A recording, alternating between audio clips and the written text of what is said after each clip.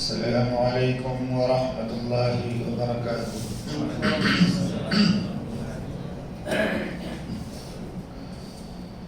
الحمد للہ نحمده ونستعینه ونستغفره ونعوذ باللہ من شرور انفسنا ومن سیئات اعمالنا،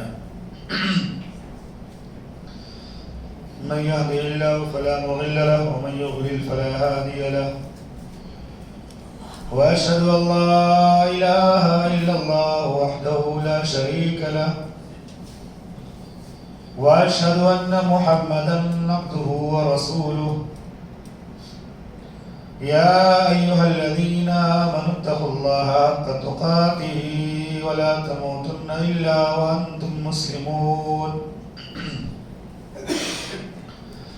يا أيها الناس اتقوا ربكم الذي خلقكم من نفس واحدة وخلق منها زوجها وبث منهما رجالا كثيرا ونساء، واتقوا الله الذي تساءلون به والأرحام إن الله كان عليكم رقيبا، يا أيها الذين آمنوا اتقوا الله وقولوا قولا سديدا يصلح لكم أعمالكم ويغفر لكم ذنوبكم، ومن يطع الله ورسوله فقد فاز فوزا عظيما، أما بعد فإن خير الحديث كتاب الله، وخير الهدي هدي محمد صلى الله عليه وسلم، وشر الأمور محدثاتها وكل محدثة بدعة وكل بدعة ضلالة وكل ضلالة في النار، فقد قال الله تبارك وتعالى في كتابه المجيد والفرقان الحميد: أعوذ بالله من الشيطان الرجيم، بسم الله الرحمن الرحيم، وإلهكم إله واحد لا إله إلا هو الرحمن الرحيم، وقال تعالى في موضع آخر: إنه من يشرك بالله فقد حرم الله عليه الجنة ومأواه النار وما للظالمين من أنصار، رب اشرح لي صدري ويسر لي أمري واحلل عقدة من لساني يفقهوا قولي، رب زدني علما، سبحانك لا علم لنا إلا ما علمتنا إنك أنت العليم الحكيم، اللهم آت نفسي تقواها وزكها أنت خير من زكاها أنت وليها ومولاها، إن أريد إلا الإصلاح ما استطعت وما توفيقي إلا بالله۔ معزز محترم حاضرین مجلس، دینی اور اسلامی بھائیوں، پردہ نشین خواتین اسلام، اللہ کی فضل اور اس کی توفیق سے آج ہم اس مسجد میں عشاء کی نماز سے فراغت کے بعد قرآن و سنت کی روشنی میں ایک اہم موضوع پر کچھ سننے کے لیے بیٹھے ہوئے ہیں۔ ہم اللہ سے دعا کرتے ہیں کہ اللہ تعالیٰ سب سے پہلے کہنے اور تمام سننے والوں کے اندر اخلاص پیدا فرما، ہماری نیتوں میں خلوص پیدا فرما، کہ ہم جو بات سنیں عمل کرنے کی نیت سے سنیں، اور میری طبیعت بھی کچھ ناساز ہے، اللہ مجھے امن و عافیت عطا فرما، صحت و تندرستی عطا فرما۔ آج کا موضوع ہے توحید کی اہمیت و فضیلت اور اس کے تقاضے۔ یہ موضوع اس کائنات کی سب سے زیادہ اہمیت کا حامل موضوع ہے، لیکن مسلم سماج میں سننے والوں کا مزاج یہ ہے کہ وہ دو موضوع پر سننا نہیں چاہتے، نمبر ایک توحید پر کیونکہ بہت سارے لوگوں کے عقائد پر ضرب پڑتی ہے، ان کے مزاج کے خلاف بات ہو جاتی ہے، اور دوسرے نماز کے موضوع پر، جبکہ یہ دونوں بڑے اہم ہیں۔ توحید اور نماز نہیں تو دین کہاں رہ گیا؟ آپ کا عقیدہ درست نہیں، آپ اللہ کی عبادت نہیں کرتے ہیں، تو آپ کے مسلمان ہونے کا معنی کیا ہوا؟ زبان سے گر کیا توحید کا دعویٰ تو کیا حاصل؟ زبان سے گر کیا توحید کا دعویٰ تو کیا حاصل؟ دل و دماغ مسلمان نہیں تو کچھ بھی نہیں۔ اس کائنات میں توحید سے بڑی کوئی نعمت نہیں ہے۔ آپ کا سب کچھ چھن جائے، مکان چھن جائے، دکان چھن جائے، کاروبار چھن جائے، بیوی چھن جائے، بچے چھن جائیں، آپ کا وطن چھن جائے، لیکن سینے میں اگر توحید ہے آپ ہمیشہ کی جنت میں چلے جاؤ گے، آپ کو جنت مل جائے گی۔ اپنے بھائیوں پر غور کرو، تمام مسلمانوں کو محمد الرسول اللہ صلی اللہ علیہ وسلم نے الفت اور محبت میں، آپسی بھائی چارے میں ایک جسم کی مثال بیان فرمائی۔ آج غزہ میں، فلسطین میں ہماری جو مائیں ہیں، بہنیں ہیں، جو معصوم بچے ہیں، جن پر ظالم لوگ نشانہ لگا لگا کر حملہ کر رہے ہیں، ان کی کیا غلطی ہے؟ ان کا کیا قصور ہے؟ صرف یہی تو کہ وہ لا الہ الا اللہ کے ماننے والے ہیں، قبلہ اول کے علاقے میں رہنے والے ہیں، جو خانہ کعبہ سے پہلے ہمارا قبلہ تھا۔ بہت سارے پیغمبروں کی سرزمین میں رہنے والے ہیں، بہت سارے پیغمبر وہاں پیدا ہوئے اور وہیں سے توحید کی دعوت کو عام کیا۔ یہ لوگ جو شہید ہو رہے ہیں، جن پر گولے اور بم برسائے جا رہے ہیں، ان ظالموں کو نہیں پتا ہے کہ ہم ان کا سب کچھ چھین لیتے لیکن جنت ان کی نہیں چھین سکتے، ان کی آخرت کی منزل ہم نہیں چھین سکتے۔ دنیا کا گھر توڑ دیا ہم نے، دنیا کا وطن چھین لیا ہم نے، دنیا کا لباس چھین لیا ہم نے، دنیا کا کھانا چھین لیا ہم نے، لیکن جنت کے لباس نہیں چھین سکتے انشاءاللہ۔ جنت کا کھانا نہیں چھین سکتے، جنت کی نعمتیں نہیں چھین سکتے۔ اخبار والے نے لکھا کہ ایک بچہ بھوک سے تڑپ رہا تھا، وہاں کھانے پینے کی چیزیں بھی موجود نہیں ہیں۔ جب بھوک کی شدت بڑھی تو بچہ کہنے لگا، اے اللہ تو مجھے اپنے پاس بلا لے، اللہ تو اپنے پاس بلا لے، تیرے پاس جنت میں مجھے کھانا مل جائے گا۔ یہ عقیدہ ہے ان بچوں کا، یہ ایمان ہے، اللہ پر کس قدر یقین ہے۔ سب کچھ چھن جاتا ہے، لیکن ایک آدمی دیکھتا ہے ہمارے کئی رشتے دار جام شہادت نوش کر چکے ہیں، اس کے شکرانے کی نماز ادا کرتا ہے، اللہ کا شکر ادا کرتا ہے کہ اللہ تو شہادتوں کو قبول کر لے۔ اس طرح کی خبریں بھی آ رہی ہیں۔ تو توحید سے بڑی کوئی نعمت نہیں اور شرک سے بڑی کوئی لعنت نہیں۔ موحد انسان کے لیے رب العالمین کے لیے کی طرف سے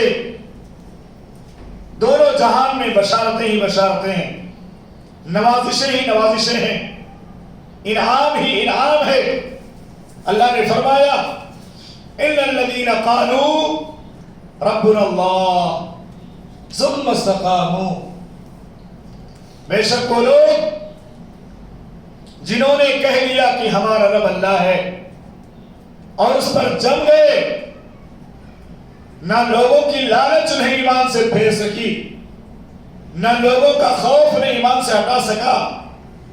تتنزل علیہم الملائکہ، ایسے لوگوں پر اللہ رب العالمین کی طرف سے فرشتے اترتے ہیں اور خوشخبری سناتے ہیں، اللہ تخافو، خوف نہ کھاؤ، غم نہ کرو، اور بشارت سنو اس جنت کی جس کا تم سے وعدہ کیا ہے۔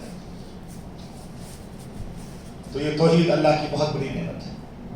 اللہ نے ہم کو سمجھنے کی توفیق دی اللہ سے دعا کرتے ہیں کہ اللہ ہمیں عمل کی بھی توفیق عطا فرمائے۔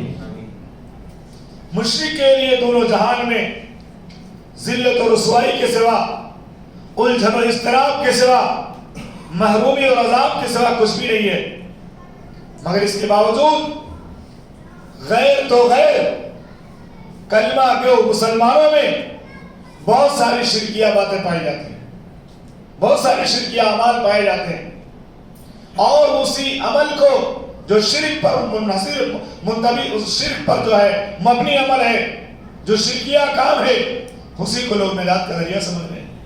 کیسے کریں گے تو ہم کو جنت مل جائے۔ جتنے بھی لوگ اس کائنات میں اپنے آپ کو مسلمان کہتے ہیں، سارے کے سارے لوگوں کا کلمہ ایک ہے، لا الہ الا اللہ محمد الرسول اللہ۔ اس کلمے میں دو ٹکڑے ہیں، لا الہ پہلے میں نفی ہے، الا اللہ دوسرے میں اس بات ہے۔ توحید اس وقت تک ہمارے سینے میں جب نہیں آ سکتی جب تک یہ سینہ شرک سے پاک نہ ہو جائے۔ شرک سے پاک جب تک نہیں کریں گے توحید اللہ قبول ہی نہیں کرے گا۔ لا الہ الا اللہ، اللہ کے سوا کوئی معبود نہیں۔ جتنے بھی معبودان باطل ہیں سب کو اس سے نکالنا پڑے گا، صرف ایک اللہ کی عبادت ہوگی۔ اللہ تعالیٰ ایسے عمل کو قبول نہیں کرتا جس عمل کے ساتھ شرک پایا جاتا۔ تو یہ کلمہ دو ٹکڑوں پر مشتمل ہے۔ پہلے ٹکڑے میں تمام معبودان باطل کا انکار ہے، اور دوسرے ٹکڑے میں اللہ کی عبادت کا اقرار ہے۔ اسی طرح محمد الرسول اللہ صلی اللہ علیہ وسلم، اس ٹکڑے کے اندر ہم اللہ کے نبی محمد الرسول اللہ صلی اللہ علیہ وسلم کی رسالت کا اقرار کرتے ہیں۔ ہماری زندگی میں دو چیزیں ضروری ہیں۔ پہلی چیز عبادت، عبادت صرف اللہ کے اندر ہے۔ دوسری چیز طریقہ عبادت، طریقہ عبادت صرف محمد رسول اللہ صلی اللہ علیہ وسلم۔ اگر اسی نسخے پر سارے مسلمان عمل کرنے لگ جائیں تو انشاءاللہ پورے اختلافات ختم ہو جائیں، کوئی اختلاف باقی نہیں رہے گا۔ سب لوگ اپنے بڑوں کو چھوڑ دیں، صرف اللہ کو بڑا مانیں اور محمد رسول اللہ صلی اللہ علیہ وسلم، اللہ کی عبادت کریں، طریقہ محمد رسول اللہ صلی اللہ علیہ وسلم کو اپنائیں، سارے جھگڑے ختم ہو جائیں۔ اللہ رب العالمین نے فرمایا ذَلِكَ بِأَنَّ اللَّهَ هُوَ الْحَقُّ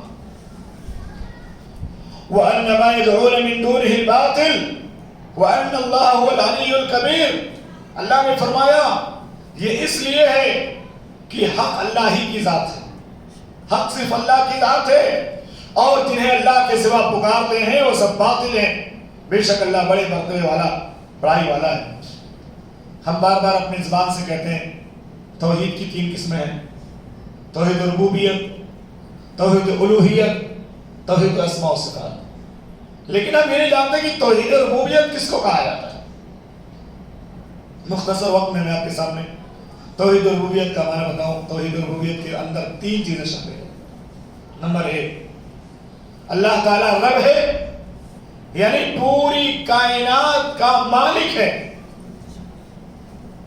ملوکیت اللہ تعالیٰ کے لیے، زمین اور آسمان اور اس کے اندر جتنے خزانے ہیں، جتنی مخلوقات ہیں، اللہ سب کا رب ہے۔ اس میں رب ہونے میں مالک ہونا بھی شامل ہے، سب کا مالک ہے۔ اگر کوئی مشرک یہ کہتا ہے، تم کہتے ہو اللہ مالک ہے، ہم بھی تو اپنے گھر کے مالک ہیں، ہم بھی تو اپنی دکان کے مالک ہیں، کیا جواب ہوگا؟ جواب یہ ہوگا تم کو مالک بنایا کس نے؟ اللہ نے مالک بنایا۔ اللہ جب چاہے چھین لے گا، جب چاہے دے دے گا۔ اللہ رب العالمین فرماتا ہے یبسط الرزق لمن یشاء ویقدر، اللہ جس کے لیے چاہتا ہے روزی کشادہ کر دیتا ہے، جس کے لیے چاہتا ہے تنگ کر دیتا ہے۔ آج سے 50 سال پہلے جن لوگوں کے پاس 500 بیگھے زمینیں تھیں، آج روڈ پر آ گئے، آج دوسروں کے رحم و کرم پر ہیں، بھیک مانگ رہے ہیں اور بیماری کر کے کھا رہے ہیں۔ ان کے پاس کوئی آمدنی کا ذریعہ نہیں ہے، اور جن کے ماں باپ 24 گھنٹے مزدوری کرتے تھے، اور اس کے بدلے چند چھناک ان کو اناج ملا کرتا تھا. آج بڑی بڑی زمینوں کے مالک ہیں, بڑے بڑے محلوں میں رہ رہے ہیں, بلڈنگوں کے مالک ہیں. شاعر کہتا ہے کیسے کیسے ایسے ویسے ہو گئے, کیسے کیسے ایسے ویسے ہو گئے, ایسے ویسے کیسے کیسے ہو گئے. تو اللہ کی توحید ہے کہ اللہ مالک ہے, اللہ جیسا کوئی مالک نہیں ہو سکتا. نمبر 2, اللہ پیدا کرنے والا ہے, اللہ بنانے والا ہے. اگر کوئی آدمی اعتراض کرے ملحد کہ انسان بھی تو جہاز بناتا ہے, انسان بھی تو موبائل بناتا ہے, انسان بھی تو گاڑیاں بناتا ہے, اس کا جواب کیا ہوگا؟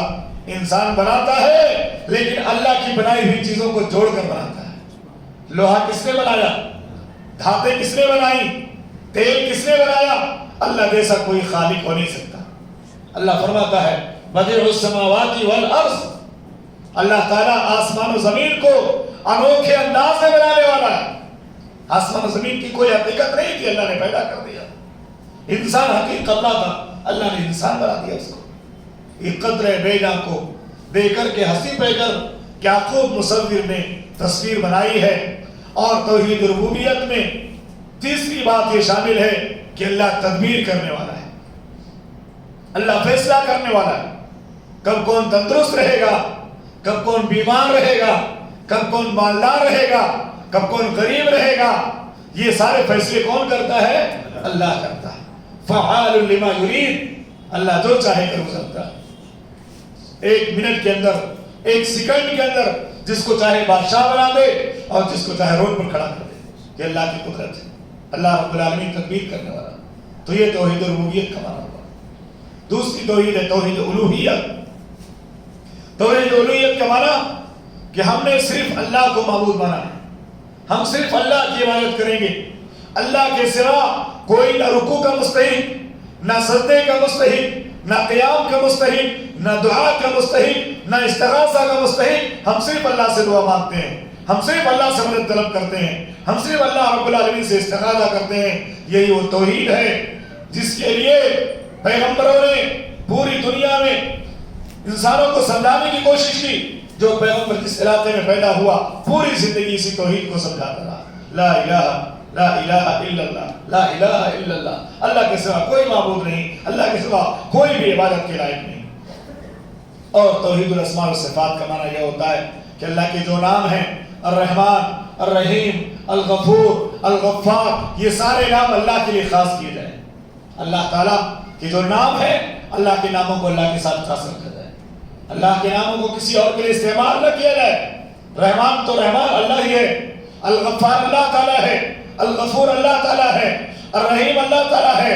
اور اگر کبھی معنی کے اعتبار سے, لفظی اعتبار سے کسی اور کے لیے استعمال کیا گیا, یہ نبی صلی اللہ علیہ وسلم کو اگر رحیم کی کہا گیا تو اس کا معنی الگ ہوگا. اللہ کے بارے میں جو صفت استعمال کی جائے گی اللہ کے شان نشان استعمال کی جائے گی. ایک اصول اللہ نے بیان فرمایا, لیس کمثلہ شیء, اللہ کے مثل کوئی نہیں ہے. انہ هو السمیع البصیر, اللہ سننے والا ہے, دیکھنے والا ہے. انسان بھی سنتا ہے, اللہ بھی سنتا ہے, لیکن انسان کا سننا محدود ہے, تھوڑی دور کے آگے نہیں سن سکتا. اللہ بھی دیکھتا ہے, انسان بھی دیکھتا ہے, دونوں کے دیکھنے میں بڑا فرق ہے. اس لیے اللہ نے فرمایا اللہ کی مثال بیان نہ کرو, اللہ کے جو صفات ہیں اسی طرح مانو جس طرح اللہ نے بیان کیے. اللہ کی صفات اللہ کے شان نشان ہے. اللہ تعالیٰ کالی رات میں کالے پتھر پر کالی چوٹی چلتی اس کو بھی دیکھتا ہے. ایک انسان اندھیرے میں کوئی چیز دیکھ نہیں پاتا, دوری پر ہو کوئی چیز نہیں دیکھ پاتا. اللہ سب کچھ جانتا ہے. جو زمین سے نکلتی ہے چیز, جو زمین میں داخل ہوتی ہے, جو آسمان سے اترتی ہے, جو آسمان میں چڑھتی ہے, اللہ تعالیٰ سب کو جاننے والا ہے. اللہ کا علم ہے, اللہ کی قدرت ہے. اس لیے ہمارے سماج میں ایک بہت بڑی غلطی ہے اللہ کی صفات کے بارے میں. کسی کا نام اگر عبد الرحمن ہے تو اس کو رحمان کہنا شروع کر دیتے ہیں. رحمان ادھر آؤ, غلط طریقہ ہے, گستاخی اللہ کی شان ہے. کسی کا نام اگر عبد الغفار ہے, غفار بھائی ادھر آؤ, عبد الغفور ہے, غفور بھائی ادھر آؤ, ایسا نہیں کہنا چاہیے. عبد کے ساتھ کہو, عبد کے ساتھ. اور اس کی سب سے بڑی دلیل یہ ہے کہ اگر کسی کا نام عبداللہ ہے تو اس کو اللہ کہہ کر کوئی نہیں پکارے گا, وہاں سمجھتا ہے کہ یہ غلط ہے. تو بھائی جب عبداللہ کے نام کو اللہ کہہ کر پکارنا غلط ہے تو عبد الرحمن کے نام کو بھی رحمان کہہ کے پکارنا غلط ہے، عبد الغفار کے نام کو بھی غفار کہہ کے پکارنا غلط ہے۔ غفار اللہ تعالیٰ، الغفار اللہ کی صفت ہے، الرحیم اللہ کی صفت ہے۔ اب آئیے آگے بڑھتے ہیں۔ اللہ رب العالمین نے ہمیں اس دنیا میں اپنی عبادت کے لیے پیدا کیا اور توحید ہماری زندگی کا اصل مقصد ہے۔ اللہ نے فرمایا وما خلقت الجن والانس الا لیعبدون۔ اللہ رب العالمین نے ہمیں اس کائنات میں اپنی عبادت کے لیے پیدا کیا ہے اور اس کائنات میں اسی لیے ہمیں وجود بخشا تاکہ ہم صرف اللہ کی عبادت کریں اور اس کے ساتھ کسی کو شریک نہ کریں۔ اور اپنے ناموں کے بارے میں اللہ نے فرمایا وَلِلَّهِ الْأَسْمَاءُ الْحُسْنَى فَادْعُوهُ بِهَا۔ اللہ کے پیارے پیارے نام ہیں، اللہ کو اپنے اللہ کے ناموں کے ساتھ پکارو، اور جو لوگ اللہ کے ناموں میں الہات کرتے ہیں اللہ تعالیٰ ان کو ان کی کرتوتوں کا بدلہ سزا چکھا دے گا۔ اب آئیے توحید کی فضیلت کے بارے میں چند جملے سنتے ہیں مختصر الفاظ میں۔ سب سے پہلی فضیلت یہ ہے کہ توحید بندوں کے اوپر جو اللہ کے حقوق ہیں، اللہ کے حقوق میں سب سے بڑا حق یہی ہے کہ ہم توحید کو مانیں، ہم صرف اللہ کی عبادت کریں۔ معاذ بن جبل رضی اللہ تعالیٰ عنہ بیان کرتے ہیں میں محمد رسول اللہ صلی اللہ علیہ وسلم کی سواری پر پیچھے سوار تھا، گدھے پر آپ سوار تھے، اس کو عفیر کہا جاتا تھا۔ اللہ کے پیغمبر نے معاذ سے پوچھا ہے معاذ کیا تم جانتے ہو کہ اللہ کا حق اس کے بندوں پر کیا ہے اور بندوں کا حق اللہ پر کیا ہے؟ انہوں نے کہا اللہ اس کے رسول زیادہ بہتر جانتے ہیں۔ اللہ کے پیغمبر نے فرمایا حق اللہ علی العباد ان یعبدوہ ولا یشرکوا بہ شیئا۔ اللہ کا حق اس کے بندوں پر یہ ہے یہ پیشانی جو اللہ نے بنائی ہے صرف اللہ کے سامنے جھکائی جائے، یہ سر جو اللہ نے بنایا ہے اللہ کے سامنے خم کیا جائے، یہ جسم جو اللہ نے بنایا ہے بطور قیام اللہ کے سامنے کھڑا ہو، کسی اور کے سامنے تعظیم نہ دیکھ سے کھڑا نہ ہو، یہ ساری چیزیں اللہ کے لیے خاص ہیں۔ اس کے بعد پوچھا کیا جانتے ہو اللہ کے اوپر بندوں کا کیا حق ہوتا ہے؟ تو اللہ کے پیغمبر نے جواب دیا، بعد میں فرمایا کہ بندوں کا حق اللہ پر یہ ہے کہ جو بندہ صرف اللہ کی عبادت کرے اللہ اس کو عذاب نہ دے۔ اور اللہ نے قرآن میں ذکر کیا ہے کوئی بھی انسان گناہ کر کے مرے، شرک اگر نہیں کیا ہے تو اللہ چاہے تو سزا دینے کے بعد جنت میں داخل کرے، چاہے بغیر سزا کی جنت میں داخل کر دے۔ لیکن شرک پر مرنے والا چاہے پیغمبر کا باپ ہو جیسے ابراہیم علیہ السلام کے بارے میں قرآن میں موجود ہے، چاہے پیغمبر کا بیٹا ہو جیسے نوح علیہ السلام کے بارے میں واقعہ موجود ہے، چاہے پیغمبر کی بیوی ہو جیسے نوح اور لوط کی بیویوں کا تذکرہ موجود ہے۔ کتنی بھی کوشش کریں گے پیغمبر لیکن وہ جہنم سے نہیں بچا پائیں گے۔ نہ نوح علیہ السلام کا بیٹا جہنم سے بچ پائے گا، نہ ابراہیم کا باپ آزر بچ پائے گا، نہ نوح اور لوط کی بیویاں بچ پائیں گی۔ اللہ کہے گا قیل ادخلوا النار مع الداخلین، جہنم میں داخل ہونے والے کے ساتھ داخل ہوگا۔ دوسری چیز یہ توحید جس بندے کو مل جاتی ہے تو گویا اس کو اللہ کی طرف سے امن و امان مل گیا۔ توحید کے ذریعے امن ملتا ہے کیونکہ جس کا اللہ پر ایمان ہوتا ہے کتنا بھی لوگ ڈرائیں کتنا بھی لوگ دھمکائیں وہ سمجھتا ہے سب سے بڑی طاقت ہمارے پاس، سب سے بڑی طاقت ہمارے پاس ہے، جو کچھ اللہ کرتا ہے اس میں بھلائی ہوگی، اس میں خیر ہوگا، اللہ کی طاقت سے بڑی کوئی طاقت نہیں ہے۔ اسی لیے محمد رسول اللہ صلی اللہ علیہ وسلم جب ایک پیڑ کے نیچے لیٹے ہوئے تھے بدو آیا، تلوار اٹھا کر کہنے لگا محمد میں یمنعک منی، تم کو کون بچائے گا؟ اللہ کے پیغمبر نے اطمینان سے کہا اللہ بچائے گا، اللہ اگر چاہے تو تم مار نہیں سکتے۔ گھبرا گیا، تھر تھر کانپنے لگا، کیوں؟ اس کا اللہ پر ایمان نہیں تھا۔ تو آج بھی دشمن کتنا بھی ظلم کرے لیکن گھبرا جاتے ہیں، جانتے ہیں کہ پاس اللہ کی طاقت ہے، اللہ کی قوت ہے، لیکن ہر دھرمی ہے، ضد ہے، دشمنی ہے، عداوت ہے، نفرت ہے، اس لیے وہ اپنے حرکت سے باز نہیں آتے۔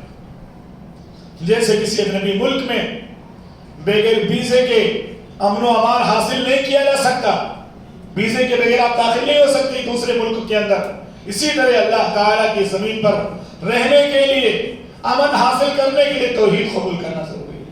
آپ توحید قبول کرو گے اللہ کے امن میں آؤ گے۔ اللہ فرماتا ہے الذین آمنوا ولم یلبسوا ایمانهم بظلم اولئک لهم الامن وهم مہتدون، جنہوں نے ایمان کا اقرار کیا، ایمان قبول کیا اور اپنے ایمان کو شرک سے نہیں ملایا، ایسے لوگوں کے لیے امن ہے اور یہ لوگ ہدایت یافتہ ہیں۔ اللہ ابن کثیر رحمہ اللہ فرماتے ہیں امن ان لوگوں کو ملے گا الذین اخلصوا العبادۃ للہ وحدہ، جس نے عبادت کو اللہ کے لیے خاص کیا، جس کا کوئی شریک نہیں ہے، وَلَمْ يُشْرِكُوا بِهِ شَيْئًا، اور اللہ کے ساتھ کسی کو شریک نہیں ٹھہراتے ہیں، هُمُ الْآمِنُونَ يَوْمَ الْقِيَامَةِ، وہی قیامت کے دن امن میں ہوں گے، امن و امان میں ہوں گے، اللہ ان کو عذاب سے بچا لے گا، جہنم کی تپش سے بچا لے گا۔ وَالْمُهْتَدُونَ فِي الدُّنْيَا وَالْآخِرَةِ، یہی لوگ دنیا اور آخرت میں ہدایت یافتہ ہیں جو توحید والے ہیں۔ تو اس سے بات ثابت ہوئی کہ اللہ تعالیٰ کی توحید کے بغیر ہم کو امن نہیں مل سکتا، اللہ کی توحید کے بغیر ہم ہدایت یافتہ بھی نہیں ہو سکتے۔ اس لیے ہم ہر نماز میں اللہ سے دعا کرتے ہیں اہدنا الصراط المستقیم، اے اللہ ہم کو سیدھے راستے کی رہنمائی فرما، صراط الذین انعمت علیہم غیر المغضوب علیہم ولا الضالین، ان لوگوں کا راستہ جن پر تو نے انعام کیا، نہ ان لوگوں کا راستہ کہ ان لوگوں کا راستہ جن پر تیرا غضب نازل ہوا، جو گمراہ ہو گئے۔ توحید کا تیسرا فائدہ یہ ہوگا کہ توحید اندھیری قبر میں عذاب سے بچائے گی۔ اندھیری قبر اس کو اس لیے کہا جاتا ہے کیونکہ زمین کے اندر ہوتی ہے، وہاں کوئی بلب نہیں، کوئی لائٹ نہیں، کوئی روشنی نہیں، کوئی بھی کتنا بھی قریبی کیوں نہ ہو، مرنے کے بعد انسان اس کو قبر میں ڈال دیتا ہے، قبر میں ڈالنے کے بعد مٹی ڈال کے واپس آ جاتا ہے۔ تو اس قبر کی اندھیری کوٹری کے اندر یہ توحید قبر کے عذاب سے بچائے گی، توحید والا بندہ اللہ کے عذاب سے بچ جائے گا۔ حدیث ہے اللہ کے نبی صلی اللہ علیہ وسلم کی صحیح بخاری کی 1378 نمبر کی روایت ہے، برائے ابن عازب رضی اللہ تعالیٰ عنہ بیان فرماتے ہیں جب بندے مومن اپنی قبر میں بٹھایا جاتا ہے، منکر نکیر اس کے پاس آتے ہیں، فرشتے اس کو بٹھاتے ہیں تو وہ شہادت دیتا ہے، کہتا ہے اشہد ان لا الہ الا اللہ وان محمد رسول اللہ فذلک قولہ یثبت اللہ الذین آمنوا بالقول الثابت، یہی وہ بات ہے اللہ تعالیٰ کی طرف سے جو اس کو ملتی ہے جس بات کے ذریعے اللہ اس کو ثابت قدم رکھتا ہے۔ توحید پر دنیا میں تھا، توحید پر وفات پائی، اس لیے وہ سوالوں کے جواب میں کامیاب ہو جاتا ہے، گواہی دیتا ہے کہ اللہ کے سوا کوئی معبود نہیں اور محمد رسول اللہ صلی اللہ علیہ وسلم اللہ کے رسول ہے۔ تو قبر کے عذاب سے اگر بچنا ہے تو توحید کو درست کرو، عقیدے کو درست کرو، عقیدہ اگر درست نہیں ہوگا آپ اللہ کے عذاب سے بچ نہیں پاؤ گے، کیونکہ پہلا سوال توحید کے بارے میں ہوگا، من رب کا، تمہارا رب کون ہے، ما دینوں کا، تمہارا دین کیا ہے، من نبی کا، تمہارے نبی کون ہے۔ چوتھی چیز، توحید کا چوتھا فائدہ، دنیا میں اللہ کی نصرت مدد ملے گی، دشمنوں پر غلبہ ملے گا۔ اللہ کا وعدہ ہے وعد اللہ الذین آمنوا منکم وعملوا الصالحات لیستخلفنہم فی الارض کما استخلف الذین من قبلہم وليمكنن لهم دينهم الذي ارتضى لهم وليبدلنهم من بعدهم خوفهم امنا يعبدونني لا يشركون بي شيئا ومن كفر بعد ذلك فاولئك هم الخاسرون فاسقون فاولئك هم الفاسقون۔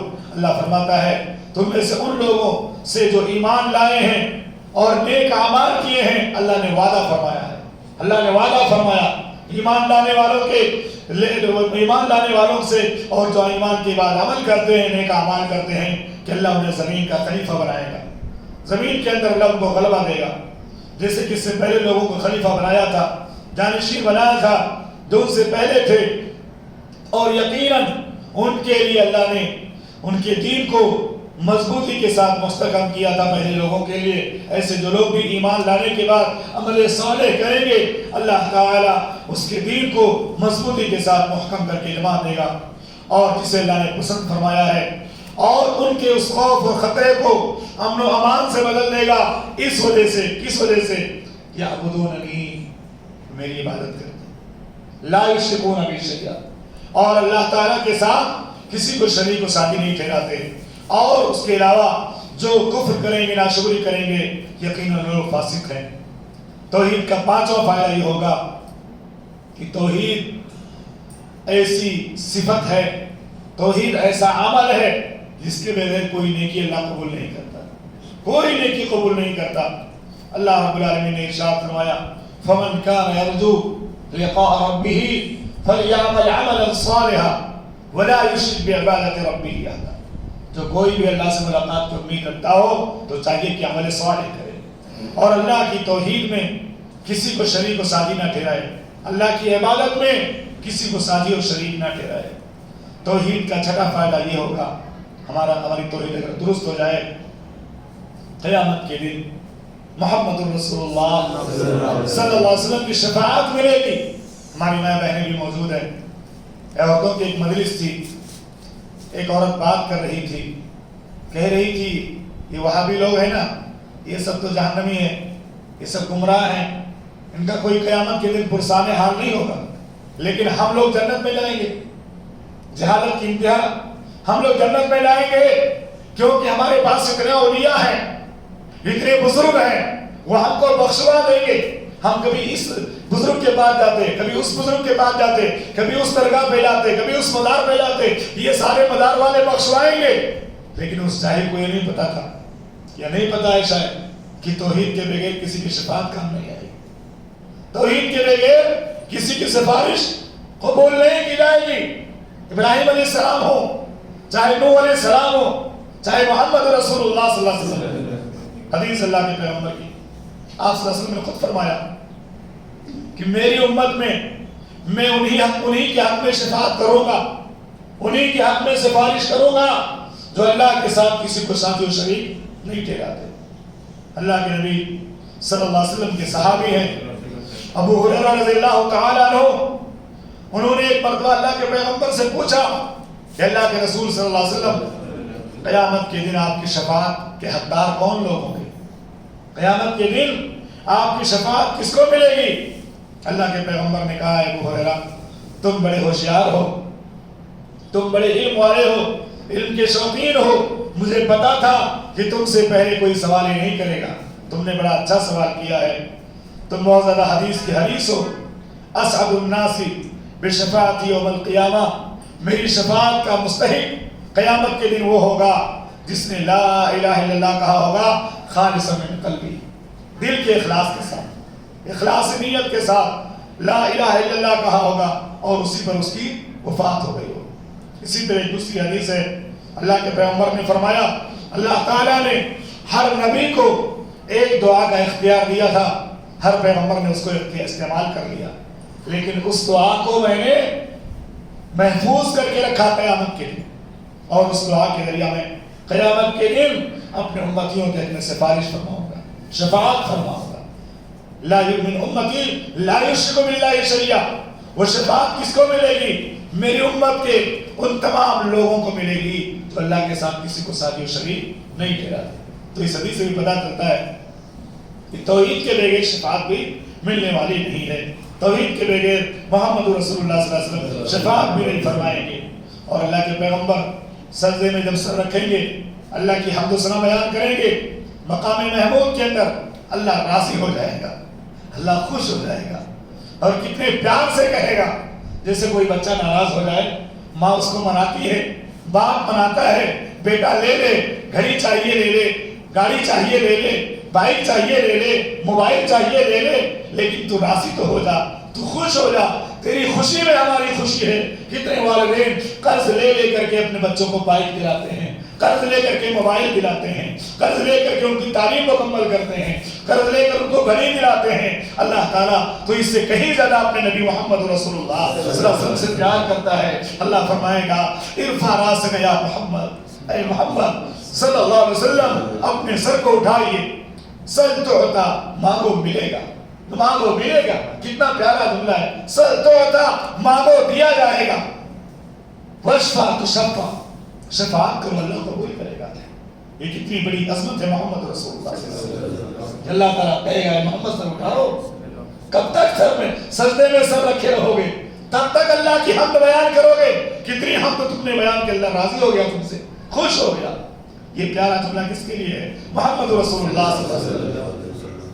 اور محمد رسول اللہ صلی اللہ علیہ وسلم شفاعت فرمائیں گے کس کے لیے؟ جو بغیر شرک کیے ہوئے دنیا سے گیا ہوگا، توحید پر دنیا سے گیا ہوگا، دنیا سے گیا ہوگا، اس کے حق میں شفاعت فرمائیں گے۔ ساتواں فائدہ توحید کا یہ ہوتا ہے کہ اللہ تعالیٰ توحید کی وجہ سے بہت سارے گناہوں کو معاف کر دیتا ہے۔ بندہ توحید پرست ہے، اللہ کے ساتھ کسی کو ساتھی شریک نہیں ٹھہراتا ہے، لیکن نفس کے غلبے میں آ کر کبھی سماج کے دباؤ میں آ کر کبھی گناہ ہو جاتا ہے، غلطی ہو جاتی ہے، اللہ تعالیٰ سمجھتا ہے کہ یہ بندہ انسان ہے، بشر ہے، غلطی ہو گئی لیکن میری توحید کا ماننے والا ہے، میرے ساتھ کسی کو شریک اور ساتھی نہیں ٹھہراتا، اللہ تعالیٰ معاف کر دیتا ہے۔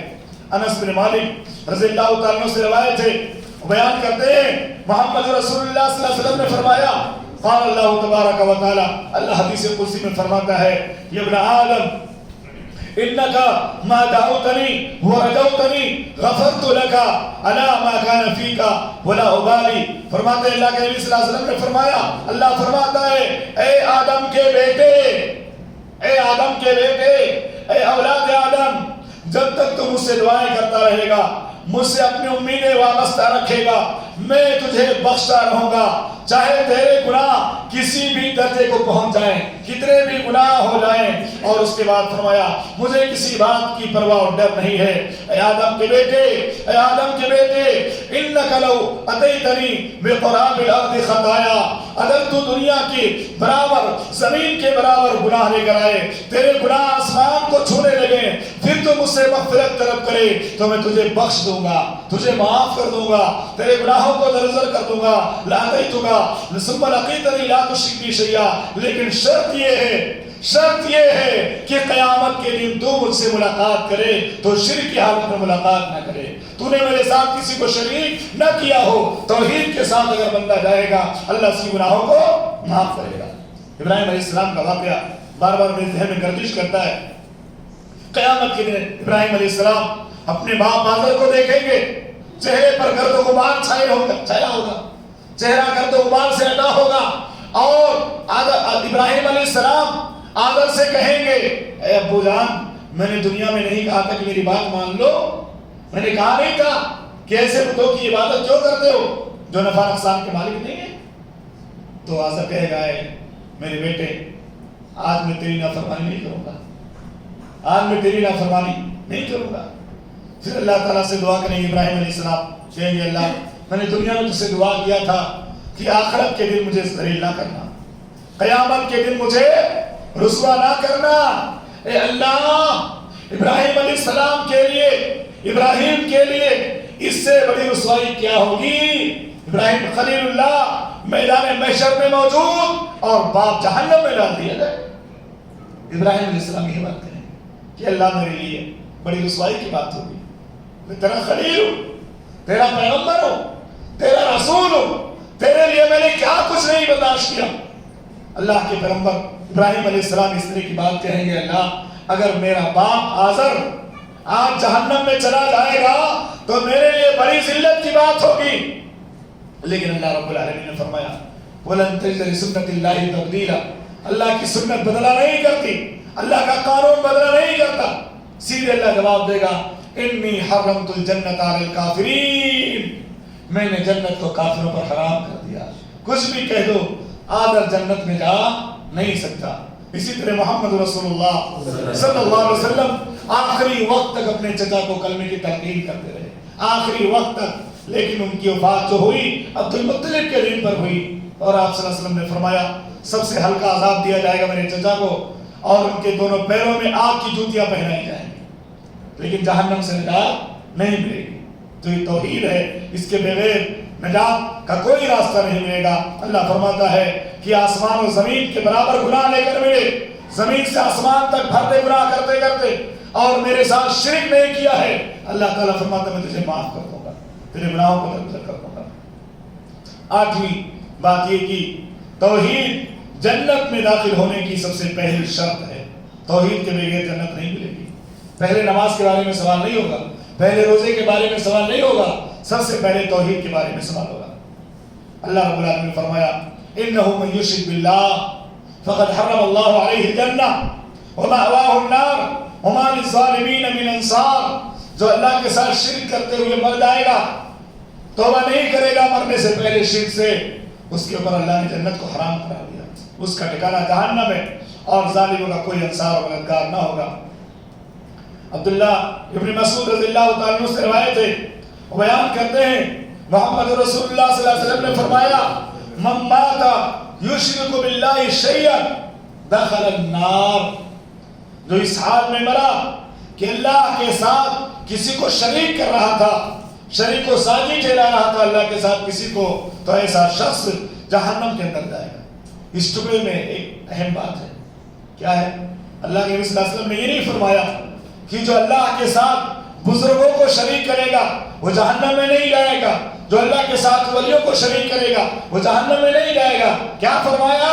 من مات یشرک باللہ شیئا، کسی بھی چیز کو شریک کرے گا، کسی بھی چیز کو شریک کرے گا وہ جہنم میں چلا جائے گا۔ آج کل لوگ کہتے ہیں ہم تو بزرگوں کو شریک کرتے ہیں، ہم تو ولیوں کو شریک کرتے ہیں، ہم بتوں کی عبادت تھوڑی نہ کرتے ہیں۔ یہ سب چیزوں کا انکار ہے، اور اس کی دلیل مرض الموت میں اللہ کے پیغمبر جو حدیث بیان فرمائی، لعن اللہ الیہود والنصارى اتخذوا قبور انبیائہم مساجد، اللہ کی لعنت ہو یہودیوں پر بھی نصرانیوں پر بھی، انہوں نے اللہ کے پیغمبروں کی جو ہے قبروں کو سجدہ گاہ بنا لیا۔ اللہ کے پیغمبر کی قبر پر سجدہ جائز نہیں ہے، تو یہ جھوٹے پیروں کی قبروں پر سجدہ کیسے جائز ہو جائے گا؟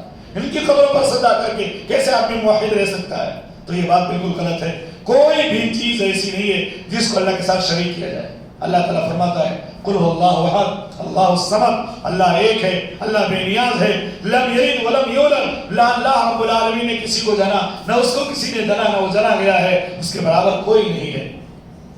اور اسی طرح اگلی بات، نویں بات یہ کہ توحید والوں کو قیامت کے دن جنت کی سب سے بڑی نعمت ملے گی، اور جنت کی سب سے بڑی نعمت کیا ہوگی میرے بھائیوں؟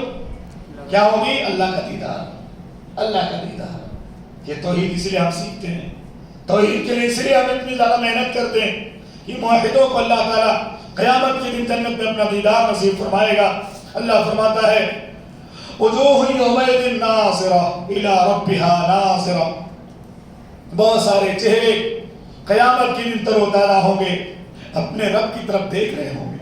کتنی خوشی مسرت کا عالم ہو۔ ہم اللہ کو دیکھا، ہم نے اللہ کو دیکھا نہیں ہے، اللہ کی قدرت کو دیکھتے ہیں، اپنی آنکھوں کو، اپنے کان کو، اپنے اعضاء جوارے کو۔ کتنی بڑی نعمت اللہ نے دی ہے آنکھ کی صورت میں، کیسی نعمت دی ہے کان کی صورت میں، کیسی نعمت دی ہے زبان کی صورت میں۔ یہ زبان ہی تو مجھے یہاں لے کر آئی ہے، بولنے کی طاقت اللہ نے دی، آپ نے دعوت دیا، یہاں پہ آ گئے۔ جس کے پاس زبان ہے اس کی نعمت پوچھو۔ زبان نہ ہونے سے انسان کتنی بڑی نعمت سے محروم ہو جاتا ہے۔ تو یہ اللہ تعالیٰ کی جو ساری نعمتیں ہیں، ان نعمتوں کو ہمیں صحیح استعمال کرنا چاہیے۔ قیامت کے دن اللہ تعالیٰ مومنوں کو جنت میں اپنا دیدار کرائے گا۔ آپ غور کیجئے، تنہائی میں اللہ کو یاد کر کے کبھی آپ نے رویا ہوگا، کبھی اللہ کے سامنے اپنے گناہوں کو رکھ کر کے اللہ رب العالمین کے خوف سے آپ کی آنکھیں اشکبار ہوئی ہوگی۔ اس موقع پر ہمارے دلوں کو کتنا سکون ملتا ہے اللہ کی یاد سے۔ جب ہماری آنکھوں سے آنسو بہتے ہیں، اللہ کی یاد میں جب ہم روتے ہیں، اللہ اپنے رحمتوں سے ڈھانپ لیتا، اپنے رحمتوں میں اللہ ہمیں پناہ دے دیتا ہے۔ آپ غور کیجئے، اللہ کی یاد سے دل کو جب اتنا سکون ملتا ہے تو اللہ کا دیدار کر کے کتنا سکون ملے گا، کتنا سکون ملے گا۔ اللہ رب العالمین نے فرمایا وجوہ یومئذ ناظرہ الی ربہا ناظرہ، اللہ تعالیٰ کو بہت سارے چہرے قیامت کے دن دیکھ رہے ہوں گے، تر و تازہ ہوں گے۔ اس کے بارے میں ایک حدیث ہے، جریر بن عبداللہ رضی اللہ تعالیٰ عنہ کی، وہ بیان کرتے ہیں کہ اللہ کے پیغمبر محمد رسول اللہ صلی اللہ علیہ وسلم کے پاس بیٹھے ہوئے تھے، اللہ کے پیغمبر کے پاس بیٹھے ہوئے تھے۔ فنظر الی القمر لیلۃ البدر، اللہ کے پیغمبر ہے، چاندنی رات ہے، اللہ کے پیغمبر نے چاند کی طرف دیکھا، چاندنی رات میں چاند کی طرف دیکھا اور فرمایا اے میرے صحابہ، جس طرح تم چاند کو دیکھتے ہو، قیامت کے دن جنت میں ایسے اپنے رب کو دیکھو گے۔ جس طرح تم چاند کو دیکھتے ہو، کسی طرح کی مزاحمت نہیں، بھیڑ بھاڑ نہیں، ایسے تم اپنے رب کو جنت میں دیکھو گے۔ کما ترون ھذا القمر لا تضامون فی رؤیتہ، اگر تم جنت میں اللہ کا دیدار کرنا چاہتے ہو تو تمام نمازوں کے ساتھ دو نمازوں کی حفاظت کرنا، دو نمازوں کی خصوصی حفاظت کرنا۔ فإن استطعتم ألا تغلبوا على صلاة قبل طلوع الشمس وقبل غروبها فافعلوا، فرمایا کہ اگر تم ایسا کر سکتے ہو کہ سورج طلوع ہونے سے پہلے کی نماز ضائع نہ ہو، سورج طلوع ہونے سے پہلے فجر کی نماز ادا کی جاتی ہے، اور سورج غروب ہونے سے پہلے عصر کی نماز ادا کی جاتی ہے۔ اللہ نے فرمایا حافظوا علی الصلوات والصلاۃ الوسطی والعصر والفجر، عصر کی بھی قسم ہے اور فجر کی بھی قسم ہے۔ عصر کی نماز دنیا کمانے میں جاتی ہے اور فجر کی نماز سونے میں چلی جاتی ہے۔ علامہ اقبال نے اسی لیے کہا تھا کس قدر تم پہ گرا صبح کی بیداری ہے، ہم سے کب پیار ہے ہاں نیند تمہیں پیاری ہے، تب یہ آزاد پہ قید رمضان بھاری ہے، تم ہی کہہ دو یہ آئین وفاداری ہے۔ ہماری نیند ہم کو اللہ کی عبادت سے زیادہ پیاری ہے، اسی لیے عشاء کی نماز میں اگر 50 نمازی ہوتے تو فجر میں 4 نمازی ہوتے۔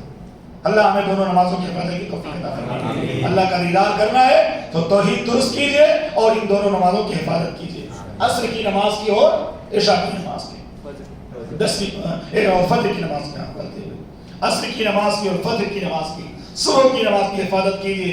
سورج نکلنے سے پہلے والی جو نماز ہے فجر کی نماز، سورج ڈوبنے سے جو پہلے کی نماز ادا کی جاتی ہے یعنی عصر کی نماز، ان دونوں کی حفاظت کیجئے۔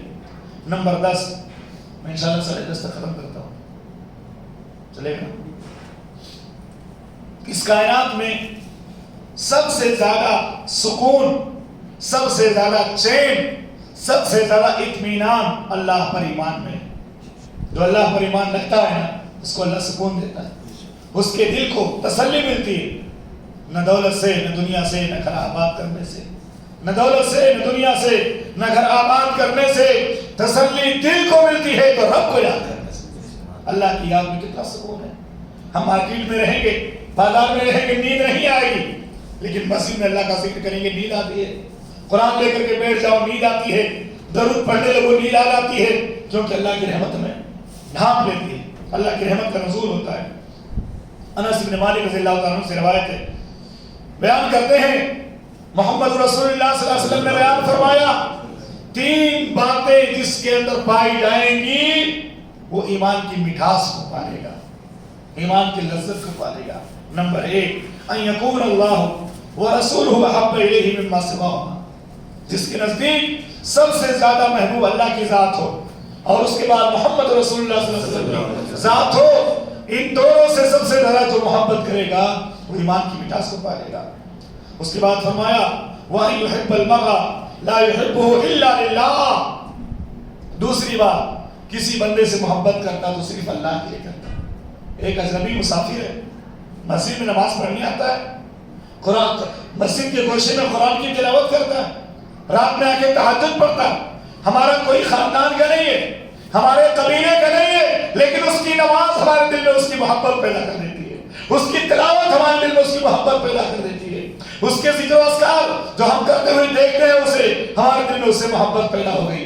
یہ ایمان کی محبت ہے میرے بھائیو، ایمان کے لیے محبت ہے۔ اس نے ہمیں کچھ دیا نہیں ہے، ہمیں کھانا نہیں کھلایا، دعوت نہیں کھلائی، لیکن اس کی عبادتیں، اس کی توحید سے متعلق اعمال یہ ہمیں اس بات پر مجبور کرتے کہ مجھ سے محبت کرنے لگ جائے۔ تو یہ محبت اللہ کے لیے ہوتی ہے، اس محبت کے ذریعے ایمان کی لذت ملتی ہے۔ کبھی کبھی ایسا ہوتا ہے کہ سامنے والا انسان جو پڑوسی ہے اس سے محبت نہیں ہوتی ہے اور پردیس میں کسی سے محبت ہو جاتی ہے، اجنبیت میں کسی سے پیار ہو جاتا ہے، ایمان کی وجہ سے، اس کے عمل صالح کی وجہ سے، اس کی توحید کی وجہ سے۔ اور تیسری صفت یہ کہ آدمی کو اللہ نے توحید سے مالا مال کیا تو گویا اللہ نے اس کو جہنم سے بچا دیا۔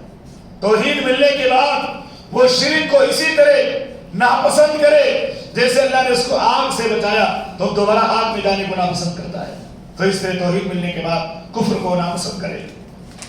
اسی طرح سے ایک مثال ہے آپ کے سامنے میں پیش کرتا ہوں، چونکہ ٹائم کم ہے اس لیے میں مختصر ذکر کر رہا ہوں۔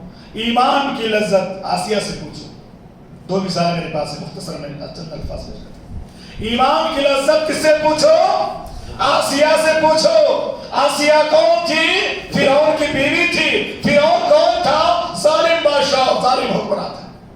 میں نے اپنے بچے کو کہانی سنائی، چھوٹا سا بچہ ہے 4 سال کا، اللہ اس کو عالم بنائے، حافظ بنائے، دین کا داعی بنائے، دونوں دان کے ساتھ وہ سے کھڑا کرے۔ ایک دن مسجد میں لے کر گیا، حافظ شاہد صاحب پڑھاتے وہاں پہ، تو بڑے بچے نے بھی وہاں قرآن حفظ کیا ہے، تو کہنے لگا ابو مجھے بھی حافظ بنا دو، مجھے بھی بھائی ابا بھیا کے استاد کے پاس لے چلو۔ تو وہاں پہ گیا تو ایک ساتھ بیٹھے ہوئے تھے، بات کر رہے تھے، تو کہہ رہا ابو چاچا کو نا فرعون کی بیوی کا واقعہ سنا دو۔ چاچا کو فرعون کی بیوی کا واقعہ سنا دو کہ فرعون کیسے مارتا تھا اس کو، پھر بھی اللہ کے پر ایمان رکھتے تھے۔ دیکھیے بچے کے ذہن میں بات اگر رکھی جائے کہانی اور قصے کی شکل میں، انبیاء کے واقعات کی شکل میں، ہماری ماں بہنیں بیٹھی ہیں، کتنی خوش نصیب ہے وہ مائیں جو اپنے بچوں کو پیغمبروں کی کہانیاں سناتی ہیں، صحابہ کرام کی کہانیاں سناتی ہیں۔ تو اس نے یہی کہا ابو چاچا کو، ایک بزرگ بیٹھے تھے، چاچا کو فرعون کی بیوی کی کہانی سنا دو۔ اس کو کچھ یاد ہے، کچھ بتایا اس کو، گیا اس کو اچھا لگا ہے۔ تو ایمان کی لذت آسیہ سے پوچھو۔ جب فرعون کو آسیہ کے موسیٰ کے رب پر ایمان لانے کی خبر ملی تو کیا ہوا معلوم ہے؟ اس نے ایک روز اپنے درباریوں سے کہا تجھے میری بیوی کے بارے میں کچھ معلوم ہے؟ یا آسیہ جو میری بیوی ہے کچھ خبر بھی ہے، جانتے ہو؟ سب نے بڑی تعریف کی، کہا بڑی اچھی بیوی ہے، بڑی فرمانبردار ہے، وفا شعار ہے۔ ہماری مائیں بہنیں بھی بیٹھی ہوئی ہے، سن رہی ہمارے بیان کو، اندازہ لگائیے کہ اس فرعون نے کیا کیا ظلم نہیں کیا ہوگا آسیہ کے ساتھ۔ لیکن کسی بھی تاریخی روایت میں، حدیث کی کتب کے اندر، قرآن کی آیت کے اندر یہ آپ ثابت نہیں کر سکتی کہ انہوں نے اپنے شوہر سے خلا کا مطالبہ کر لیا۔ کبھی یہ زبان پر جملہ لایا کہ میں جا رہی ہوں، تنگ آ گئی تمہارے ظلم سے، آپ چھوٹی چھوٹی باتوں پر خلا مانگتی ہے، بلیک میل کرتی ہو تو بلیک میل کرتی ہے، ایسا نہیں کرو کہ جا رہی ہوں، ایسا نہیں کرو میں خلا چاہتی ہوں۔ جبکہ محمد رسول اللہ صلی اللہ علیہ وسلم نے فرمایا جو عورت بغیر عذر کے خلا مانگے گی اس پر جنت حرام ہے، جنت کی خوشبو بھی نہیں پا سکتی۔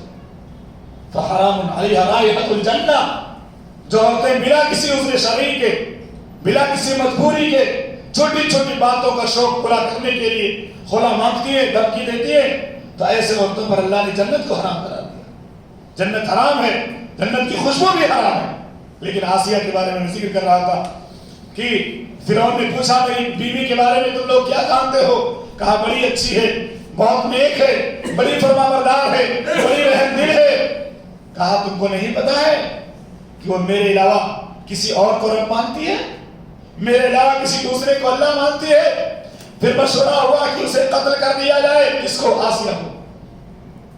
چنانچہ میخیں ماری گئی اور ان کے ہاتھ اور پاؤں باندھ کر اس پہ ڈال دیا گیا انہیں۔ اس وقت آسیہ علیہ السلام نے جب ظالم کا ظلم دیکھا، فرعون کا ظلم دیکھا، اللہ سے دعا کرنے لگی۔ کیا دعا کیا اللہ سے؟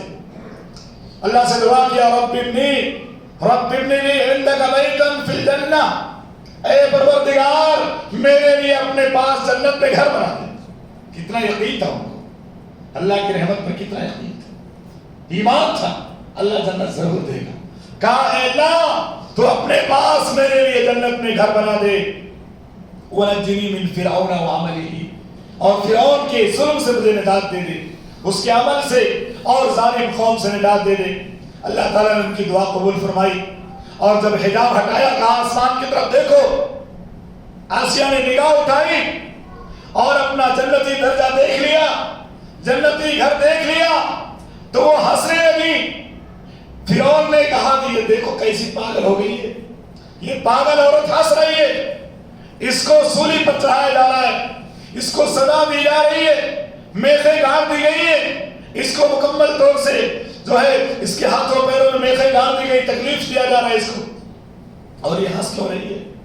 ٹھیک اسی وقت فرعون نے دیکھا، جب ہنستے ہوا دیکھا تو دیکھ کر کہنے لگا لوگوں تمہیں تعجب نہیں اس عورت پر، اس بوڑھی عورت پر تم کو تعجب نہیں ہوتا کہ اتنی سخت سزا میں مبتلا ہے پھر بھی ہنس رہی ہے، اتنی سخت سزا میں مبتلا ہے۔ یہ ہے ایمان کی لذت۔ بظاہر جسمانی تکلیف تھی لیکن دل کا سکون تھا، ان کو دل کے اندر راحت تھی، دل کا چین موجود تھا کہ اللہ جنت ضرور دے گا۔ فرعون کہنے لگا اتنی سخت سزا میں مبتلا ہے یہ عورت پھر بھی ہنس رہی ہے، یقیناً اس کا دماغ ٹھکانے نہیں ہے۔ الغرض عذابوں میں یہ شہید ہو گئی۔ قتادہ رحم اللہ فرماتے ہیں روئے زمین کے تمام تر لوگوں میں سب سے زیادہ شرکس فرعون تھا، لیکن اس کے کفر نے بھی اس کی بیوی کو کچھ نقصان نہیں پہنچایا، اس کے کفر نے بیوی کو نقصان نہیں پہنچایا، اس لیے کہ وہ اپنے رب پر مضبوط ایمان رکھنے والی تھی۔ اور جان لو کہ اللہ تعالیٰ عادل ہے، حاکم ہے، وہ ایک کا گناہ دوسرے پر نہیں ڈالتا، ایک کے گناہ کی وجہ سے دوسرے کو نہیں پکڑتا۔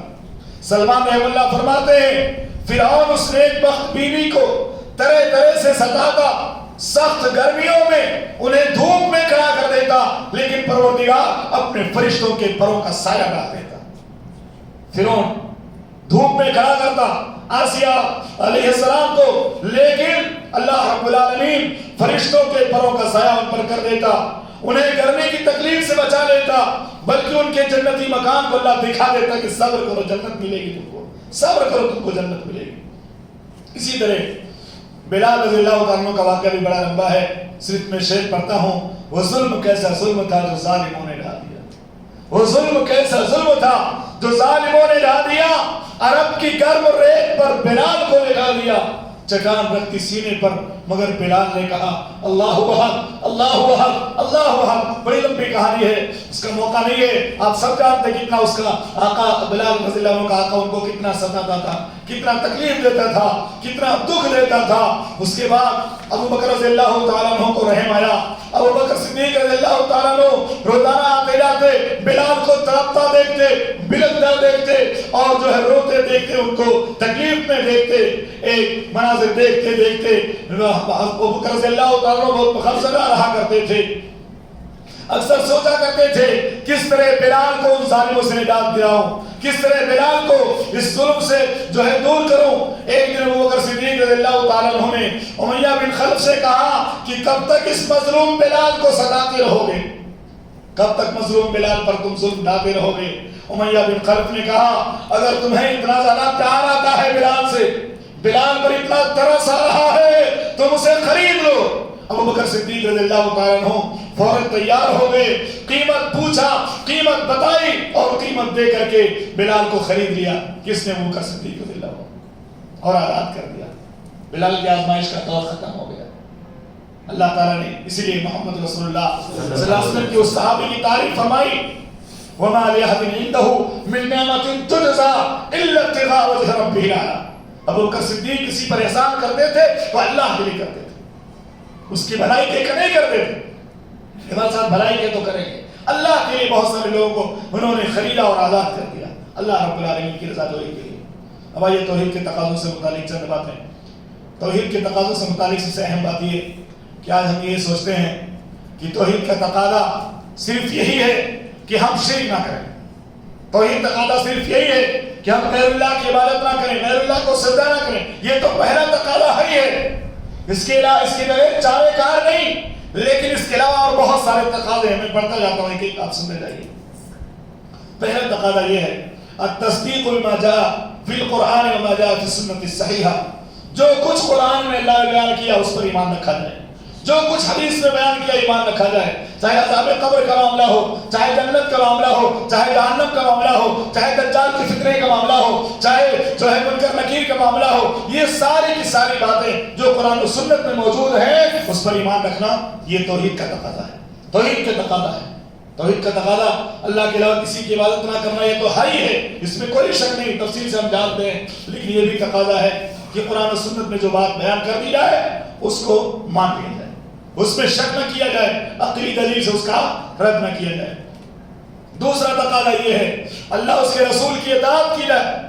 मुवहिद को सबसे ज्यादा अल्लाह उसके रसूल की इताअत करनी चाहिए। शिर्क से बचने के अलावा, शिर्क से तो बचना जरूरी है, उसके अलावा पूरी जिंदगी में किसकी इताअत होनी चाहिए? अल्लाह की और मोहम्मद रसूलुल्लाह सल्लल्लाहु अलैहि वसल्लम। तौहीद का तीसरा तकाज़ा ये है कि हम फराइज़ को अदा करें, वाजिबात को अदा करें। आज हम मुवहिद हैं, हमारी मस्जिद में जुमा के दिन 95% नमाजी आ जाते हैं और जुमा के अलावा 10% नमाजी भी नहीं रहते।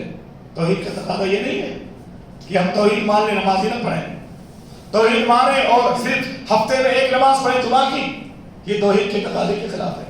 तौहीद का तकाज़ा ये है कि फराइज़ को अदा किया जाए, क्योंकि ये ईमान के लवाजिमात में से फराइज़ हैं। फराइज़ का अदा करना वाजिब और ज़रूरी है। अल्लाह के नबी सल्लल्लाहु अलैहि वसल्लम ने फरमाया इन्नल हलाल बय्यनुन व इन्नल हराम बय्यनुन। हलाल वाज़ेह और हराम वाज़ेह, हलाल को लेना है और हराम को छोड़ देना है। वमा अताकुम रसूल फखुदू वमा नहाकुम अन्हु फंतहू। और चौथी चीज ये कि अल्लाह ताला ने जिस तरह कुछ चीजों के करने का हुक्म दिया है ना, उसी तरह बहुत सारी चीजों से बचने का हुक्म दिया।